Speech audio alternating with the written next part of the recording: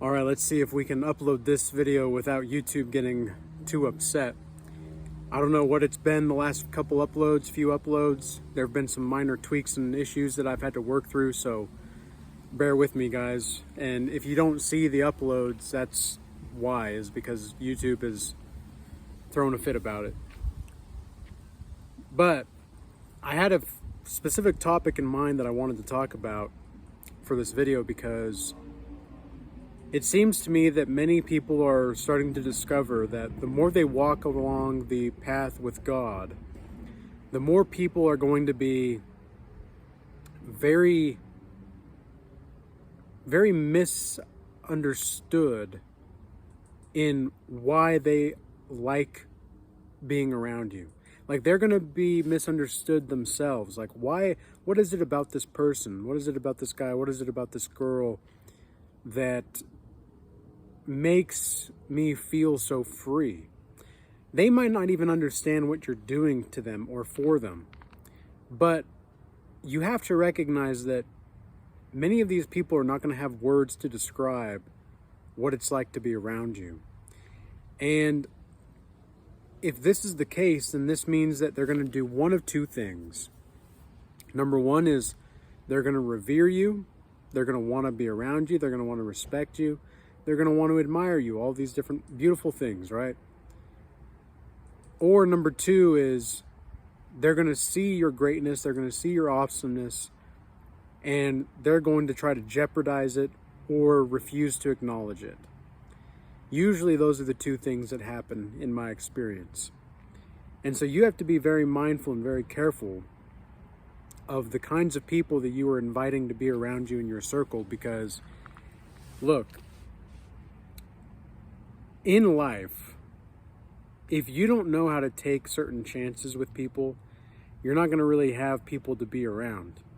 But at the same time, and by the same token, if you take chances on the wrong people, they're going to just take what you have. They're going to take your energy. They're just going to take your vibe. They're going to harvest your aura and harvest your energy.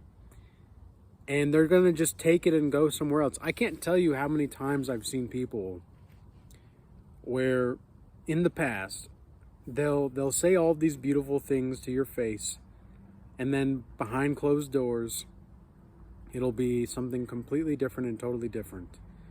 You know, it's just how people are sometimes. And you've got to be able to look the person in the eye and know whether or not this person is about you or not.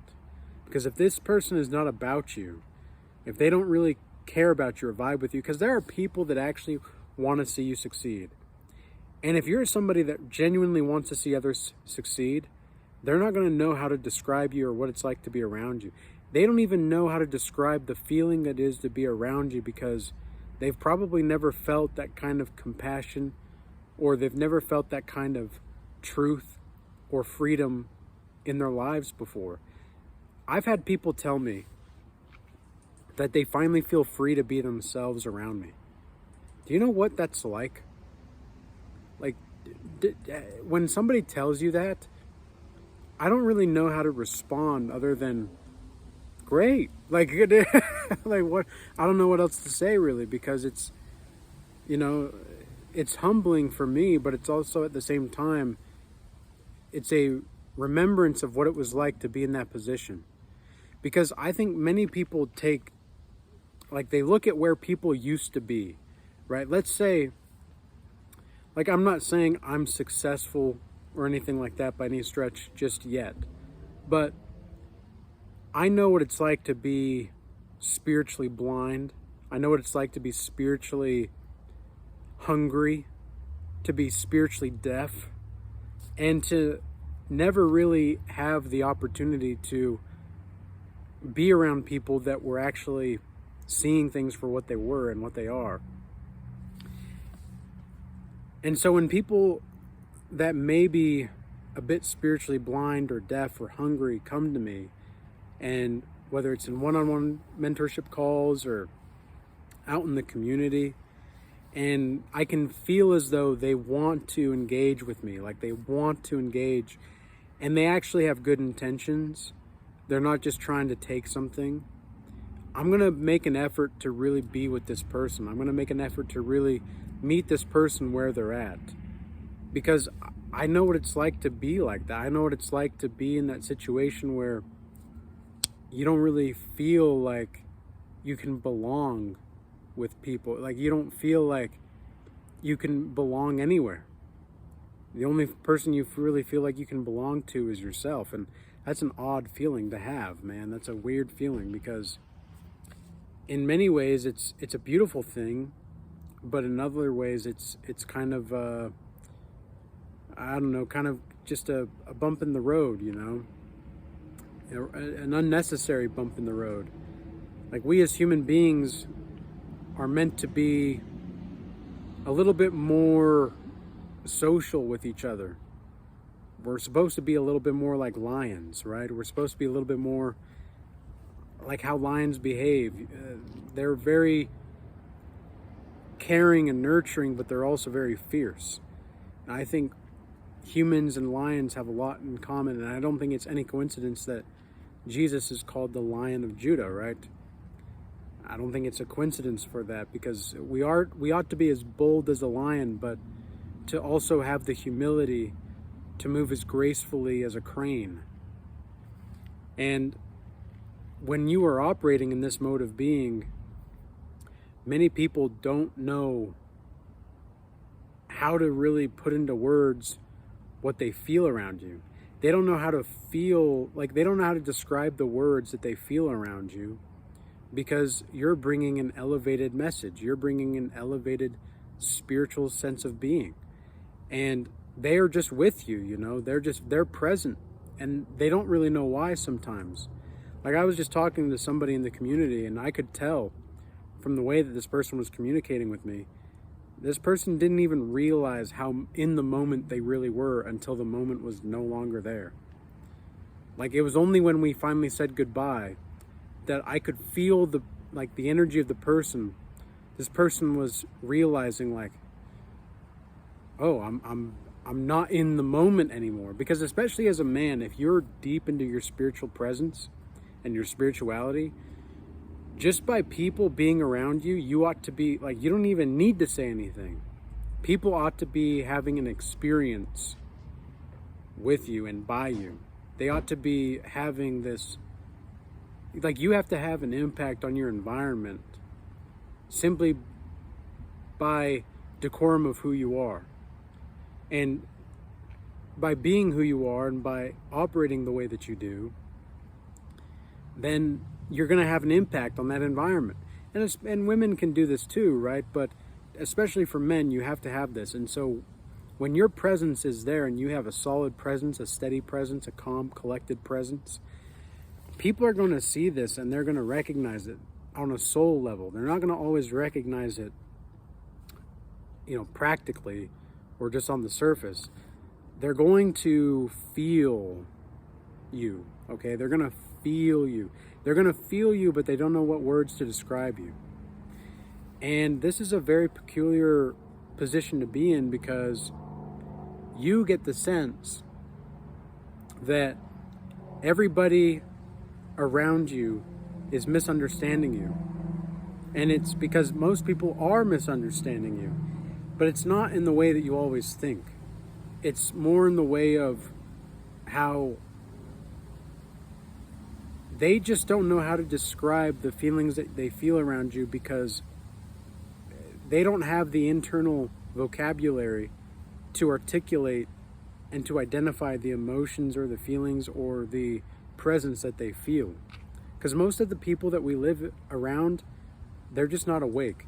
And I think people that are spiritually awakened and make fun of others for not being awake, I mean, it's one thing to just kind of call it what it is, but it's another thing to mock them. And I don't think it's appropriate or healthy for people that are not awake to be mocked. You know, this is why Jesus said on the cross, "Forgive them, for they know not what they do." Like, he chose forgiveness and love and compassion on the cross. He didn't choose to mock the people like, oh, you don't think I'm God, ha ha ha. Like, no, he was crucified, and he was, and it's like the ultimate story of redemption in many ways, because as he is being punished for nothing really, for helping people, as Jesus is being punished for helping people, he is forgiving them, and he is asking for for them to be forgiven. That's a very powerful thing, and I think that archetypal message in general ought to be revered and ought to be understood to be a message of reverence. And when you have the light of the source within you emanating in your being, when you're just truly, you're not plugged into the matrix or the simulation, you're plugged into the simulator with God. Reality just works the way that it needs to for you. And this is another reason why people, they don't know the words to describe you sometimes, because they'll see you and they look at you and they think, like, how is this just working out for this person? And on the inside, you might not be thinking so at all. You know, you're like filled with pain, you're filled with sorrow, you're filled with, you know, anxiousness or stress or whatnot. And I don't think it's necessary that you need to be feeling those feelings, by the way. I don't think it's appropriate for you to be neurotic about stress or whatnot, but it's because I don't think worry is going to help anybody in these kinds of situations, especially in situations like what we've got going on in our society. Now, we've got a potential civil war going on in the United States. We've got a potential World War III going on. I actually think that I made a video in like November last year how World War III has already happened. I still stand by that. I think it's just we've yet to realize it, really. That's the way that I see this, is that we've just yet to realize how people are truly behaving in the society and why they're behaving the way that they are. Many people in our lives right now are so conglomerated in ideologies and platitudes of discourse and all these things, and they think that they're immune to any kinds of problems because, oh, well, they know it's happening. Sometimes you don't know everything. You don't know as much as you think you do. And when I say that to you, I'm also pointing that to myself, because I know in the Bible it says pride goes before a fall. And I'm not, like, I would say that I'm proud to be who I am, but I'm not proud of where I'm just at yet in life, because I haven't won the war just yet. I mean, Jesus has won the war, but in my war, in my life, I've won many battles, I've fought many battles, I've lost many battles, but I'm still fighting the good fight. I'm still fighting the war, okay? The war is not yet ended. It's going to be a lifetime of this. This life that we live, it's not yet done.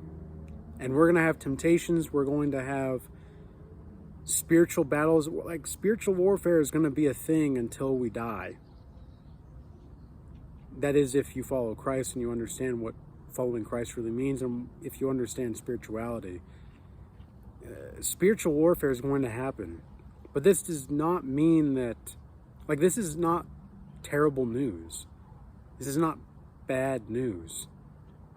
This is the good news, because we're only strengthening our spirits. We're only strengthening our minds. We're only strengthening our fortitude, our willpower to carry on into the world that we seek to create. And I think many times people get caught up in the anxiousness and the anxieties and all of that, and they don't have this kind of impact on people because they're too caught up with the battle themselves. They're too caught up with themselves. It's one thing to be focused on yourself, but it's another thing entirely to be caught up in yourself. Okay, there's a difference here. The difference is that those who are caught up in themselves are prideful and full of vain strivings. But people that are focused on themselves have the ability to stay humble. They have the ability to stay true to the course. They have the ability to acknowledge that they don't know everything, but they do know as much as they can know. And knowledge will illuminate the light of the path that they're meant to walk, insofar as they're in accordance to God's will and God's law, statutes, and commandments. So you see, the issue with most people, specifically people that are trying to be spiritual or on the spiritual path, is that they're like halfway into the spiritual realm, but they're still having these parts of worldliness trying to attach to their soul and their spirit. And the ego has to learn how to let go of certain things and really try to push other things. You see? So, because a healthy ego integrates the forms of aggression, the forms of what they're afraid of. You know, I was talking to somebody in a one-on-one call yesterday, and he was talking about how a person that he knows is learning how to tame fear, basically. And I said, well, why do you want to tame, like, why do you fear it? Like, why does this person fear this thing? And he said that, well, it's because it's not the fear itself that's the issue. It's the fear of what would happen if the fear comes true. And it's like, well, then carry it out, right? Carry out. Listen to the inner retard here. This is where you need to listen to the inner retard and accept that there's going to be some things in life that you just don't know. And there's going to be some things in life that are just going to simply be uncertain. And part of fear, the nature of fear, is that uncertainty. So therefore, uncertainty is an acceptance thereof is actually going to be the most beneficial thing for your life, because it allows you to move spontaneously. I don't know anybody that is genuinely happy with their lives that is in some way not living spontaneously. I think there's a healthy dose of spontaneity at all times that should be incorporated into our lives. And the reason for that is because if you are able to be spontaneous, there's this sense of freedom that just pours out of you. And this is one of the other reasons why, and to conclude this video, people cannot put words to describe how they feel around you. So with all that being said, I hope this message was useful and insightful for you. I really hope YouTube doesn't get pissed off about this video, because I don't know what's going on with YouTube, but this is why we need like more social media avenues. And if you guys are enjoying these videos, follow me on X, follow me on Instagram. These are going to be the places for you to communicate with me. And if you want more of this kind of stuff, you want more of this kind of talk, you want to be around like-minded people, join the Regal Change Academy group that we have. It's an online community and school, all right? So with all that being said, peace be with you all. Until next time.